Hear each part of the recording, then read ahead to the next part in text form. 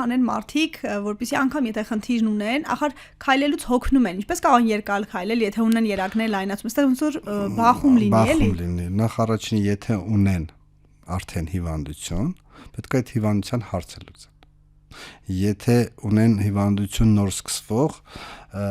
այստեղ բախում չկա, наоборот, այդ ակտիվ կյանքը բերում է, որ այդ տվյալ հիվանդությունը, վարիկոս հիվանդությունը զարգացումը շատ դանդաղում է ավելի։ Այդ ցավ հոգնածությունը առաջանում է ոչ թե քայլելուց, այլ առաջանում է նստակյաց եւ կանգնած վիճակից։ Քայլելուց ինքը չի առաջանում։ Եվ վերջապես լավագույն խորհուրդը, որը կարամ տամ, մեր ազգաբնակչության 60 եւ բարձրի մոտ շատ քչերն են այդ սիրում կամ գնում, դա լողն է։ Քայլել եւ լողը ամենալավ սպորտն է, որը համ հաճույք է բերում, համ է առողջություն է բերում։ Մյուսը բախումները, որ դուք նշեցիք, մենք բախման ենք գալիս այն դեպքում, երբ որ մարդիկ չեն ուզում վիրահատվեն։ Եթե կա խնդիրը, արդեն այն ստադիային է, որ պետք է վիրահատություն։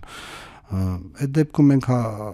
փորձում ենք օգնել ու օգնում ենք ինչ որ չափով, հագցնում ենք էլաստիկ տրիկոտաժներ, բարբերաբար դեղորայքներ, բավականին օգնում են, բայց դա էլ եմ կրկնում, դա հարցի լուծում չի վերջնական։ Իսկ վիրահատությունից հետո կրկնվելու ռիսկը, արդյոք վիրահատությունից հետո եթե քայլել շարունակ եւ այդ քայլելու միջին նորման ինչքան պիտի լինի, եթե մարդու ունի այս խնդիրը, եւ արդյոք դա նորից չի բերելու, իսկ պարկը կանխի կրկնելու այդ վտանգը։ Տեսեք, վարիկոս հիվանդությունը, вообще երեգային համակարգի մեր հիվանդությունները դա կրում են քրոնիկ բնույթ։ Մենք ունենք անատոմիան, հետ դառնամ անատոմիա, մենք ունենք խորանից երակներ, ենթամաշկային երակ, մեծ ենթամաշկային եւ փոքր։ Իհարկե, եթե ախտարվում է ինչ որ մի բասեին, այսինքն մեծ ենթամաշկային, դապուստիվ մենք վիրահատում ենք, կարա տարիներ հետո առաջանա փոքր ենթամաշկային երակի վարիկոս հիվանդություն, բայց 60 եւ բարձր տարիքում առավել եւս իրաց մոտ գրեթե չի առաջանում, եթե մինչեւ այդ չի առաջացել, այսինքն մեծ ենթամաշկային երակը հեռացրել ենք, փոքրում առաջանա, նման դեպքեր գրեթե ոչ գրականության մեջ կա, ոչ էլ մեր պրակտիկայի մեջ կա։ Ինքը մինչև այդ եթե ունեցել է երկու համակարգը ունեցել է, եթե մեկն է ունեցել մենք վիրադել ենք, բուժել ենք, մյուսի մոտ գրեթե կրկնվել է, չի կրկնվում։ Ջայել տարիքում կարա լինի, քանի որ ունենք նորից կրկնեմ ունենք քրոնիկ բնույթ կրող հիվանդություն, դա քրոնիկ բնույթ է։ Ջայլների մոտ կարա առաջանա իհարկե, բայց դա մեծ դեպքերով ոչ թե կրկնվում է, այլ մյուս բասեինում է սկսում լայնանալ երակը։ Երակների պատերի այս գենետիկանն է, որ տեսակը կամ չգիտեմ, դրա հետ կապված է լինում, որ նաև է դրա հետ է կապված, այո։ Երակի պատի հաստություն կա հիվանդություն, մալֆորմացիա կոչվում, չանդրադառնանք դրան, պետք չի մեզ պատի հաստությունը, պատի բորբոքում կա երակի, որը հետագայում հենց այդ պատը, որ բորբոքում է, կարող առաջացնի տրոմբ։ Իհարկե պատը շատ մեծ դեր է խաղում երակի վարիկոս զարգացման համար։ Իսկ կին տղամարդ հարաբերակցությունը ոչ թե հիվանդացության, այլև բժշկի դիմելու, ով է ավելի շատ կարևորում, ովքեր են ավելի շատ կարևորում երակների առողջությունը։ Ավելի շատ կարևորում են կանայք։ Առաջնահերթ գեղեցկության համար։ Ուզում եմ հենց ես ուզում եմ ասել էսթետիկայի տեսակետից։ Էսթետիկը իրանց համար, բայց կան երևույթներ, կարամ մի հատ չէ շատ են օրինակները, վերեմ գալիս են, ասում են դե ցավում է բժշկյան, ուզում եմ ազատվեմ այս ցավից, ասում եմ հա իհարկե կազատենք այս ցավից, պլյուս մենք տալիս ենք էսթետիկ տեսք, որ մի 4 ամսից ձեզ ոչ մեկ չի կարող ասել, որ դուք վիրահատվել եք, իսկի հետքերը չեք տեսնի,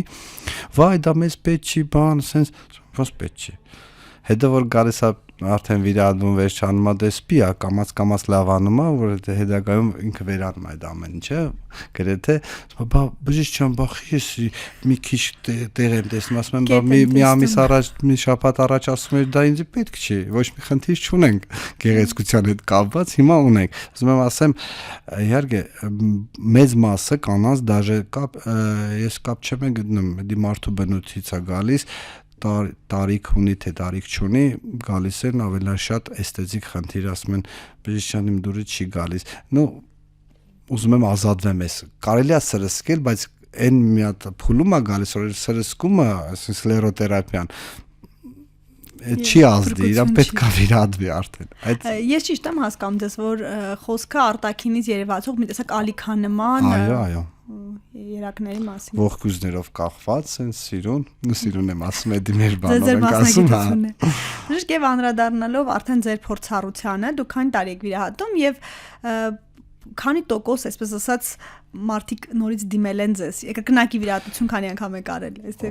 վիճակագրություն պահում եք։ Վիճակագրություն չեմ պահում, ճիշտն ասած, որովհետեւ ես մի դեպք եմ հիշում, անգերց ասած, ես 2007 թվականից եմ վիրահատում։ Մի դեպք եմ հիշում հետ կա, որ կրկնվել էր, բայց հենց ոչ թե կրկնվել էր, այլ փոքր ենթամաշկային երագով էր սկսեց զարգանալ։ Երևի թե իմ սխալն ա եղել, որ իրան չեմ զգուշացրել, որ երկու համակարգ կա, էսի որ հեռացնենք ինի կարա զարգանա, գավ բաբուժիչյան կրկնվել է։ Դե իհարկե ուղարկեցինք դուպլեքս հետազոտության, ընդեղ էլ ասել էին, որ չի կրկնվեցի ուրիշ համակարգ է, նոր վիրահատեցինք։ Կրկնվելու մեծ, չասեմ մեծ ռիսկերը մի քիչ բարձր են, մենակ լազերային կոագուլյացիայի ժամանակ չեմ ուզում փնովեմ, ես էլ եմ անում նույն վիրահատությունը, բայց արդեն ասացիք, որ պետք է նայել կոնկրետ դեպքը, կոնկրետ դեպքով, եթե կոնկրետ ստադիայի ժամանակ վիրահատես, գրեթե ոչ մի բարդություններ, ոչ մի հետագա ռեցիդիվներ, կրկնողություն չի լինելու։ Իսկ կանանց դեպքում իհարկե այս տարիքային խումբը չի, բայց հետո հետագա հղիություններ պլանավորելու առումով արդյոք խնդիրներ են լինում վիրահատվելուց հետո, թե ցանկալի է հղիություններից հետո պլանավորել այս վիրահատությունը։ Դե շատ բան հարց է, հղիությունից հետո որ վիրահատենք, ինչ կան հղիություն հարց է ծագում, մարդը ուզում է 3 երեխա բերի նոր գա, եթե այդ ընթացքում ինքը հղիանա, կարա այդել ռիսկ անդրադառնա տրոմբագոյացիան։ Դրա համար մենք շատ բարդ հարց է ու պատխոտ կա, որ մոդեցումը տարբեր է լինում։ Մեծամասնությամբ ես անձամբ իմ բանով եմ ասում, քանի որ ես էլ եմ շատ հղիներ նայում, տարբեր պոլիկլինիկաներից, sense ասած, ես ոնց եմ անում։ Ասում եմ, եթե նոր ազարգանում դեռ ունենք ժամանակ մի երեխա գոնե ունենաս, երկրորդը բերես, մենք կպահպանենք չուլկիները եւ այլն, փորձենք հետո անենք։ Նույնը չենք կարողանալ, պետքա վիրահատվի նոր գնա արդեն պլանավորի հղիություն։ Դեպքերը տարբեր են։ Իսկ շաքարային դիաբետի հետ կապված անոթների խնդիրը արդյոք ինչ որ կորելացիա կա այստեղ։ Շաքարային դիաբետի ժամանակ վարիկոզի բարդությունները մի քիչ ավելի դժվար լավացումներով են գնում, եթե կա տրոֆիկ խոցեր դժվար են փակվում, տրոֆիկ խոցերը դժվար են բուժվում, ուրիշ եթե բարձր շաքարը ունի, բարձր թվերի վրա է, մի քիչ ուրիշ հարց է, պետք է առաջնահերթ շաքարը կարգավորեն ու այդ հարցը երկրորդային նոր լուծենք։ Բժիշկ մի վերջին հարց, արդյոք հնարավոր է առողջ սնունդով, բացի այն, որ